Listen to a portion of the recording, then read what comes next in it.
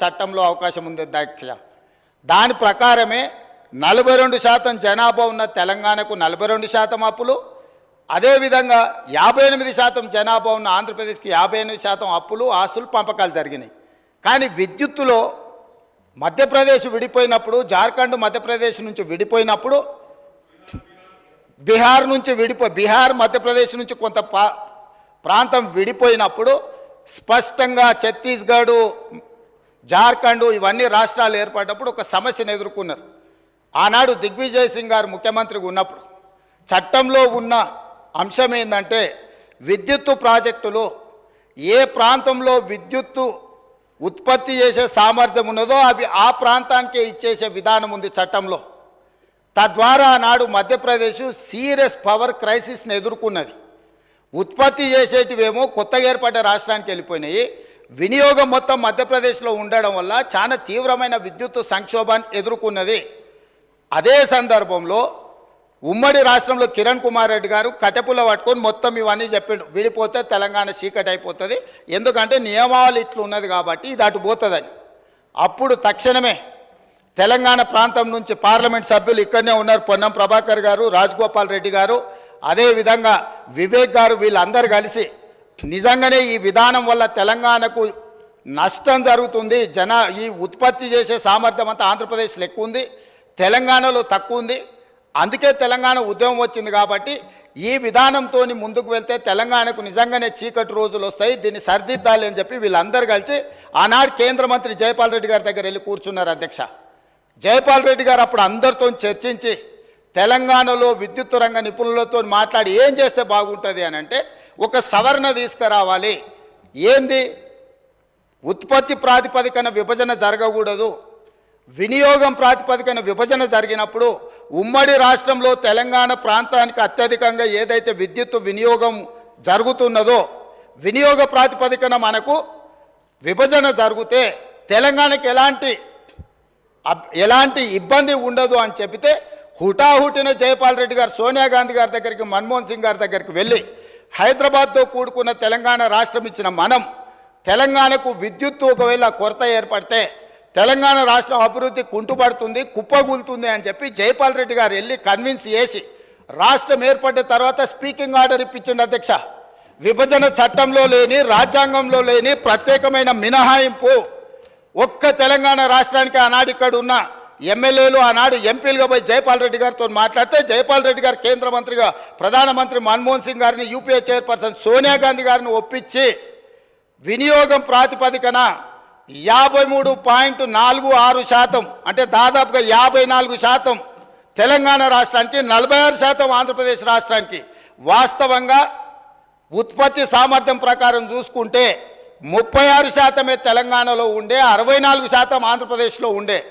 విభజన చట్టం ప్రకారం తెలంగాణకు 36% వచ్చే విధంగా, ఆంధ్రప్రదేశ్కి 64% వచ్చే విధంగా ఉంటే జైపాల్ రెడ్డి గారు తీవ్రమైన కృషి చేసి తెలంగాణ రాష్ట్రానికి 53.46% ఇప్పించి కేంద్ర ప్రభుత్వం నుంచి ఆదేశాలు ఇప్పించి ఆనాడు తెలంగాణ రాష్ట్రాన్ని చీకట్ల నుంచి కాపాడింది అధ్యక్ష.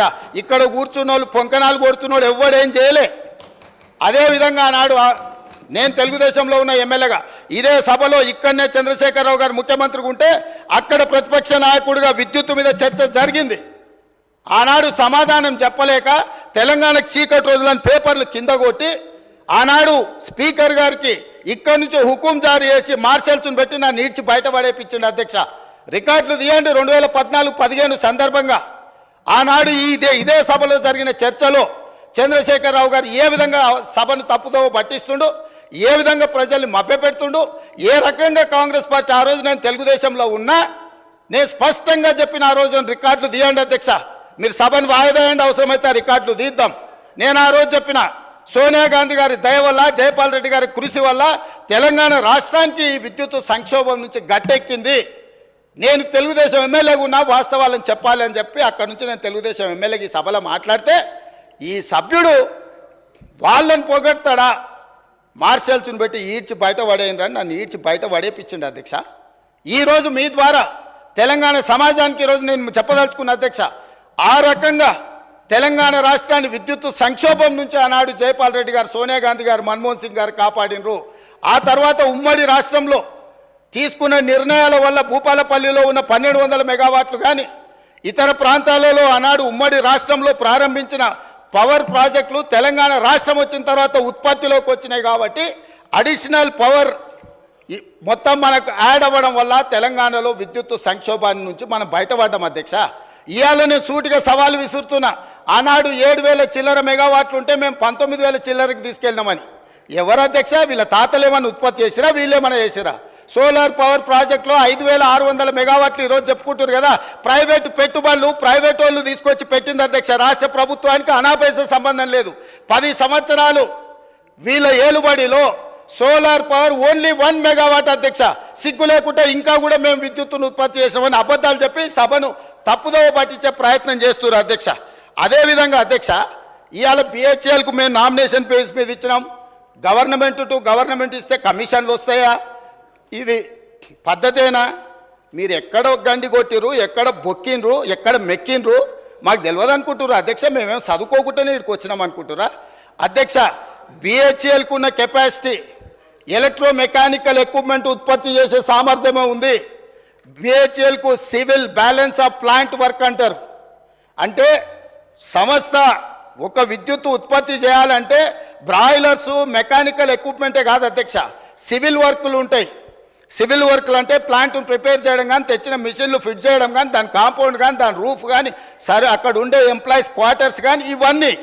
సో ఎప్పుడు కూడా ఈ దేశంలో ఉమ్మడి రాష్ట్రంలో ఏదైనా పవర్ ప్రాజెక్టు నిర్మాణానికి ఎలక్ట్రో మెకానికల్ ఎక్విప్మెంట్ సంబంధించిన ఉత్పత్తి కానీ లేకపోతే సరఫరా కానీ బిహెచ్ఎల్కి ఇస్తారు, లేకపోతే బిహెచ్ఎల్ లాంటి సంస్థలకు ఇస్తారు. మిగతా సివిల్ వర్కులు మొత్తం BOP balance of plant work అంటారు. అవి మిగతా కాంట్రాక్టర్లకు ఇస్తారు.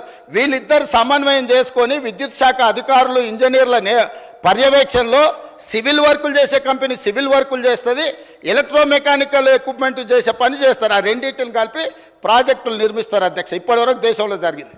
కానీ తెలివితేటలు గల్లోళ్ళు ఎట్లయితే కొట్టేయాలనో తెలిసిన వాళ్ళు వీళ్ళు తెలివితేటలన్నీ ప్రదర్శించి G2G బిహెచ్ఎల్కి ఇస్తున్నాం అనే నెపం మీద ఏదైతే అంచనాల రేట్ల ప్రకారం వీళ్ళు డైరెక్ట్గా బిహెచ్ఎల్కి ఇచ్చారు అధ్యక్ష.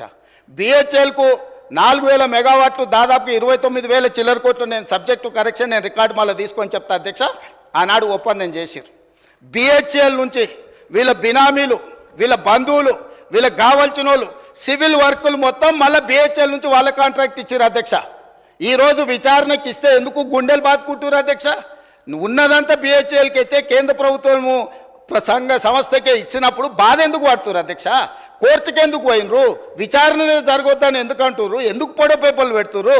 ఈరోజు బిహెచ్ఎల్ నుంచి సివిల్ వర్కులు మొత్తము ప్రైవేట్ కాంట్రాక్టర్లకు వీళ్ళ బినామీలకు ఇచ్చిండ్రు. 1,000 కోట్ల రూపాయలు ఒప్పందాలు జరిగినాయి.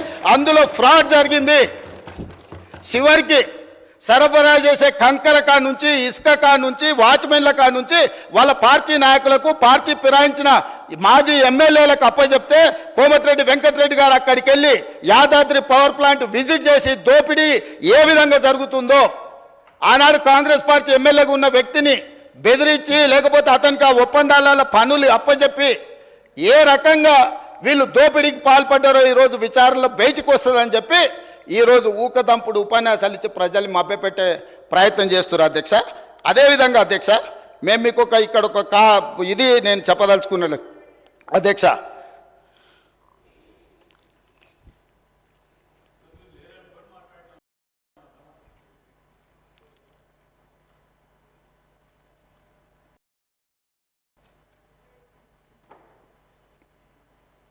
$2,400 మెగావాట్ల పవర్ ప్రాజెక్ట్ టెండర్ పిలిస్తే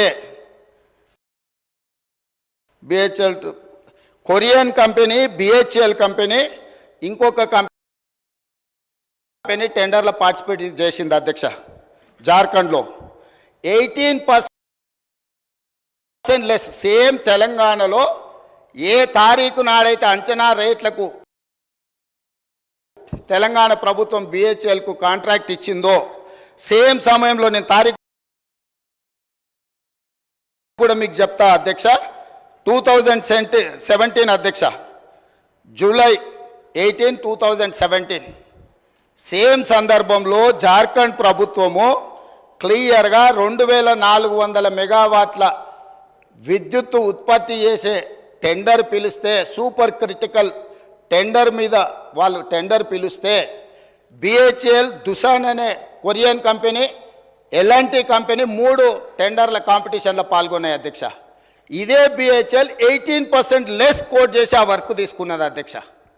ఈరోజు టెండర్ జరిగితే బిహెచ్ఎల్ కాంపిటీట్ చేసి జార్ఖండ్ రాష్ట్రంలో 18% లెస్లా సూపర్ క్రిటికల్ 2400 మెగావాట్ల పవర్ ప్రాజెక్టు టెండర్ అక్కడ తగ్గించుకుంటే ఇక్కడ రేట్లకు వీళ్ళు ఒప్పందం చేశారు. అంటే 18% లెస్లో తెలంగాణలో వర్కులు చేయడానికి అవకాశం ఉన్న పవర్ ప్రాజెక్టును 4000 మెగావాట్ల విద్యుత్ పవర్ ప్రాజెక్టును బిహెచ్ఎల్కి అప్పచెప్పి ఏం చెప్పిండ్రు అధ్యక్ష? ఆ రోజు 2.5 సంవత్సరాలలో తెలంగాణలో విద్యుత్ ఉత్పత్తి చేసేది ఉన్నది కాబట్టి మేము బిహెచ్ఎల్కి ఇచ్చినామన్నారు. 9 ఏళ్ళు అయింది అధ్యక్ష టెండర్ ఇచ్చి. 9 ఏళ్ళు అయినా ఇంతవరకు ఉత్పత్తి మొదలు కాలేదు అధ్యక్ష.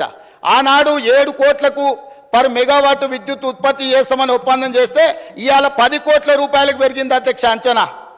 కొన్ని వేల కోట్ల రూపాయల కుంభకోణం జరిగింది. కుంభకోణానికి కారణం అక్కడ మాట్లాడేటైనా వాళ్ళ గురువు గారు దోపిడీకి ఏ విధంగా మొత్తం రాష్ట్రాన్ని జొర్రేయచ్చో, ఏ విధంగా దోసుకోవచ్చో వీళ్ళు చేసిన ప్రయత్నాలను, అది జార్ఖండ్ ఛత్తీస్గఢ్ నుంచి పవర్ పర్చేజ్ అగ్రిమెంట్లో జరిగిందేంది, భద్రాద్రిలో సబ్ క్రిటికల్ టెక్నాలజీ, గుజరాత్కు సంబంధించిన ఇండియా బుల్ అనే కంపెనీ సబ్ క్రిటికల్ టెక్నాలజీతోని 1000 మెగావాట్స్కు పర్చేజ్ అగ్రిమెంట్ ఇచ్చింది అధ్యక్ష బిహెచ్ఎల్కు. ఆ తర్వాత 2011లో కేంద్ర ప్రభుత్వం ఒక యాక్ట్ తీసుకొచ్చింది, పార్లమెంటులో అమెండ్ చేసి 2013 సంవత్సరం లోపల దేశంలో ఉన్న అన్ని సబ్ క్రిటికల్ టెక్నాలజీ పవర్ ప్రాజెక్టులను అన్నిటిని కూడా సూపర్ క్రిటికల్కు మార్చుకోవాలి. కొత్తగా నిర్మాణం చేయబోయే ప్రాజెక్టులు కూడా super critical technology. Sub critical technology అంటే నేను సింపుల్గా చెప్పదలుచుకున్నా అధ్యక్ష, సబ్ క్రిటికల్లో నువ్వు బొగ్గు పోసి ఉత్పత్తి చేస్తే బూడిద బొచ్చడు వస్తుంది, విద్యుత్ తక్కువ వస్తుంది అధ్యక్ష, కాలుష్యం ఎక్కువ వస్తుంది అధ్యక్ష. సో కాలుష్యాన్ని నియంత్రించడానికి, విద్యుత్ ఉత్పత్తి సామర్థ్యాన్ని పెంచడానికి, బూడిదను తగ్గించడానికి ఆ కాలం జల్లిన సబ్ క్రిటికల్ టెక్నాలజీని ఆపేసి సూపర్ క్రిటికల్లో బూడిద తక్కువ, విద్యుత్ ఎక్కువ, కాలుష్యం నియంత్రించవచ్చని సూపర్ క్రిటికల్కి వెళ్ళమని మన్మోహన్ సింగ్ గారు కేంద్ర ప్రభుత్వం చట్టం తీసుకొచ్చింది.